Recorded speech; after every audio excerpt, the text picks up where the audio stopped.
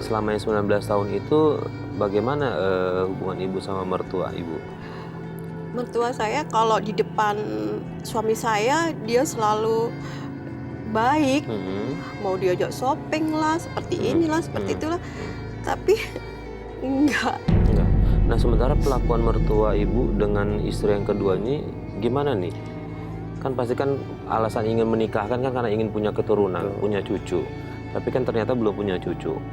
Nah, saya cuma pengen tahu perlakuan mertua ibu ke istri yang satu lagi gimana? Karena istri-istrinya itu kan masih saudara sama mertua. Jadi istri-istri saya sama mertua itu baik. Pas waktu meninggal, saya putuskan untuk pulang. Ke rumah ayah saya. Waktu itu saya takut pulang karena saya membantah perjodohan itu. Semua surat nikah, kemudian mobil, kemudian sertifikat rumah, semua diambil sama mertua. Dan saya hanya waktu itu masih ingat uang pemberian mertua saya dilempar 2 juta saya diberi.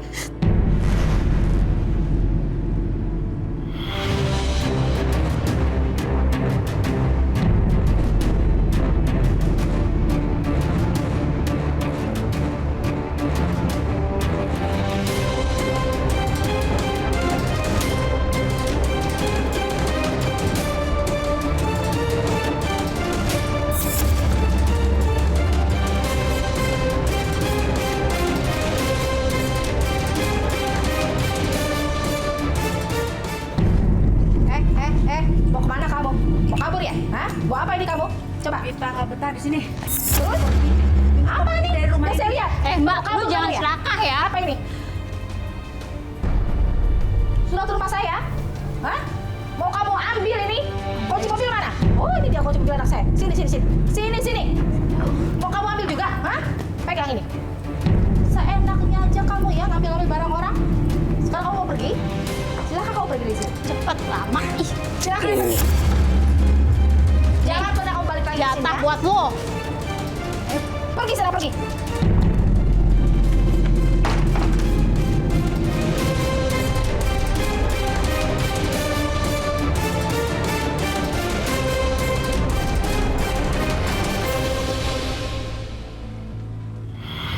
Ini di masyarakat kita tuh sering begini nih. Ya mudah-mudahan nanti semakin baik lah. Minimal lingkungan kita jangan sampai terjadi begini. Kalau ada suami dan istri, suaminya sudah meninggal, masing-masing ini punya hak waris. Seorang istri apabila ditinggal mati oleh suaminya, dia punya hak waris. Walahunnar rubu'u mimma taraktum illam yakul lakum walad. Istri itu punya hak 1/4 loh dari bagian suami kalau suaminya nggak punya anak dari istri ini, gitu. Kalau punya anak dapatnya walahu sumun, dapat 1/8. Lah ini beliau nggak punya putra, nggak punya anak, maka haknya adalah 1/4. Maka nggak boleh pihak mertuanya langsung merampas semuanya, dibawa sampai misalnya Sampai pakaian, baju-bajunya pun nggak boleh dibawa. bajuannya nggak boleh, surat-surat tanah apapun nggak boleh. Ini sebuah perampasan. Maka kita harus belajar lah, kita harus ngaji, belajar, jangan sampai mengambil hak orang lain. Kalau orang tua mengambil hak bagian mantan istri anaknya, ini sebuah kezoliman. Ini kalau bahasa sayanya adalah mengambil hak orang lain. La ta'kulu amwalakum bainakum bil batil. Ini memakan harta orang lain dengan cara yang batil. Bukan haknya kok diambil. Nanti jadi haram. Seharusnya dia dibagi dulu nih. Berapa bagiannya? 1/4. Kan seperti itu. Lah nanti sisanya ada bagian untuk orang tuanya. Nanti dibagi nih. Kalau istrinya 2 nih berapa Pak? Dibagi 1/4-nya dibagi. 1/4-nya dibagi 2. Iya kan istrinya dibagi gitu. Lah nanti orang tuanya nggak boleh ini mendolimi. Nanti jangan-jangan istri yang keduanya dikasih banyakan, dia nggak dikasih. Ini kedoliman. Maka pemirsa yang dirahmati oleh Allah, jangan sekali-kali kita mendolimi orang lain. Jangan memakan harta orang lain dengan cara yang tidak benar. Haram. La ta'kulu amwalakum bainakum bil batil. Jangan memakan harta orang lain dengan cara yang batil. Maka mengambil hak orang lain, padahal warisan itu harus dibagi sesuai dengan ketentuannya, dia ambil, bagian istri diambil. Ini adalah sebuah kezaliman dan itu haram. Nanti akan dipertanggungjawabkan di hari kiamat. Ibu Miftah, Ibu saat ini tinggal di mana? Saya 7 bulan ini saya merantau di Jakarta. Di Jakarta dengan bernyanyi ininya, iya. pekerjaannya sebagai Tentang pekerjaan juga. Terus keputusan ini saya ambil juga karena saya di Sidoarjo itu terlalu Mas, memikirkan kenangan-kenangan, karena setiap jalan tuh saya ada kenangan-kenangan manis bersama suami saya. Kemudian ada yang mengajak saya ke Jakarta dan saya nekat ke sini untuk juga melupakan masa lalu saya. Terlupakankah? Enggak, masih tetap ada, terus membayangi. Enggak. Pak Ustadz, apa yang harus Ibu Miftah lakukan ya Pak Ustadz untuk kedepannya, karena masa lalu selalu membayangi dia nih? Ya, Ibu, saya sarankan, saya bilang mama do masalaf, mama do mafat. Apa yang sudah lewat itu sudahlah, sudah berlalu, fata, hilang. Apa yang sudah lewat itu hilang, fat, tidak nggak ada apa-apanya. Kalau masalah perasaan, wajarlah orang itu ingat, tapi ingatnya ini jangan terus-menerus. Kenapa? Mengganggu bagi kita. Sang suami yang sudah wafat, beliau sudah mempertanggungjawabkan segala amal dan kebajikannya. Amal perbuatannya sudah dipertanggungjawabkan. Kan begitu.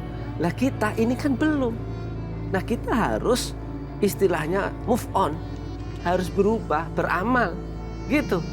Kalau ibu tidak mau merubah, masih ingat masa lalu, buat apa? Mereka itu butuh amalan kita sebetulnya. Maksudnya doa amal kita baik apa enggak, kan gitu. Mungkin nih berharap agar nanti bisa ketemu lagi. Ya kalau di dunia sudah nggak mungkin, ini beda alam. Arwah beda alam, sana alam barzah, kuburan, di sini udah masih alam dunia. Maka kita perbanyaklah amal soleh. Untuk apa ya? Untuk kita sendiri. Bisa nggak sih kita ini berdoa untuk mereka yang suami gitu? Bisa. Kita doakanlah, itu lebih baik. Misalnya kita kirimkan Fatihah, kita kirimkan sedekah, kita sedekah deh amalnya untuk suami yang sudah wafat. Sudah, alhamdulillah. Mudah-mudahan nanti akan ketemu di akhirat. Ketemu mungkin nggak? Kalau Allah izinkan bisa ketemu ibu. Tetapi ingat, kita sekarang punya hidup sendiri. Nanti di alam barzah, alam akhirat juga akan bertanggung jawab dengan amal perbuatan kita sendiri. Ibu Miftah, Ibu berarti sudah tidak ada kontak sama sekali sama mertua ya, sama orang tua juga nggak ada? Kalau sama orang tua masih, pastilah, kalau mertua karena nggak saat ada. ini Ibu ada rasa dendam sama mertua? tidak. ada, syukur alhamdulillah. Saya juga berharap jangan ada dendam ya Ustadz, walaupun Ibu sudah merasa disakiti oleh mertua, tapi itu sudah, maafkan saja ya Pak Ustadz ya. Betul. Ya, baik, terima kasih Ibu sudah berbagi cerita di Tawakal. Mudah-mudahan ini bisa menjadi pelajaran juga buat pemirsa di rumah. Jika memiliki kasus yang sama, langkah apa yang biasa mereka ambil agar tidak terulang apa yang menimpa sama Ibu Miftah. Saya sarankan satu terakhir nih Mas. Boleh Pak Ustadz, silakan. Ibu Miftah yang rajin sholat, 5 waktu jangan ketinggalan. Kalau masih ingat, bacakan Fatihah kepada suaminya, mantan suami kan udah meninggal. Yang ketiga, banyak baca istighfar. Istighfar Bu, astagfirullahaladzim, minimal 100 kali sehari nih. Artinya gini nih, sambil misalnya kan sambil bekerja habis nyanyi istighfar, sambil duduk-duduk mau masak istighfar saja. Insya Allah akan selesai. Gitu Mas. Baik, terima kasih Pak Ustadz atas nasihatnya. Dan Ibu, saya berharap apa yang tadi Pak Ustadz bilang bisa segera diamalkan biar Ibu lebih tenang lagi. Nggak selalu keingatan lagi. Untuk bisa lebih maju lagi, yang paling penting tetap istiqomah di jalan Allah ya Bu ya. Iya. Terima kasih.